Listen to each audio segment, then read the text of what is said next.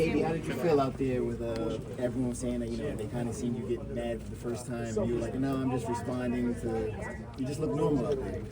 Yeah, exactly. I'm just responding to what was being said, and a lot of times I let those comments go, but enough is enough of all the silly comments and the complaints over the decision and stuff. I'm 2-0 against her, and that's where the delusion comes from. She actually feels like she won that fight, which is not correct. Okay. Do you feel her being the B-side and she is popular, do you feel that's kind of overshadowing, that she shouldn't be able to dictate anything? Yeah, exactly. I've already lost some of my champion privileges. She wants to walk to the ring second. She wants to be announced second. It's absolutely ridiculous. But this is but whatever. I don't really care about that stuff. But I just want to get in there and fight and perform. And after I beat her a third time, I don't want any more complaints. Do you feel you have something to prove, or do you just see it as another fight? It's just another fight. I mean, I think you always have something to prove when you step in there. I'm always want to come out as a victor, and I want to be a bit more dominant, I guess. They were fantastic fights, very close fights, but I would like for the fight to be a bit more clear. Katie, Kevin Garcia with Fight Hype. I got to ask, when you think about this fight and Amanda and the fact that it's your third fight but you're 2-0, do you feel like you're doing her a favor? Yeah, I don't need this fight. That's the thing. She needs this fight a lot more than I do.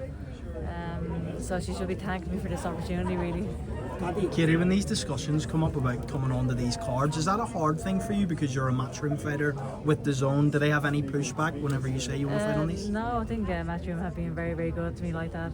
There's never been any pushback, and Eddie realised that this is a huge opportunity for me, and so there's never ever been any pushback from him or matchroom, so I'm very, very grateful for that. I know you hate talking about retirement, but if you were to win this against Amanda again, 3-0, could you walk away from the sport happy that you've finished at the highest level, and really, like, in terms of this card, this is the biggest moment of your career, like you said?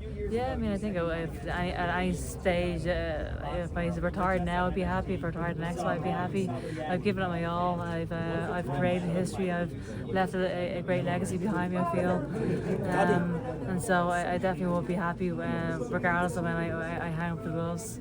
Okay, she's trying her best to sort of get under your skin today with comments and wearing the head guard when she came to the face-off. When you see that, is that like, do you see that as maybe a sign that you're in her head from the first two performances, and maybe a sign of weakness from her, that she's trying everything to bring something out of you that we're not used to seeing? You normally just get through the press conferences, go, but today you sort of said, enough's enough, I need to put this to bed. Do you see that as a sign of weakness? When I seen her coming out with the head guard on, I thought that was actually quite embarrassing. I was like, seriously, since it's embarrassing from her point of view, so she's embarrassing herself, really.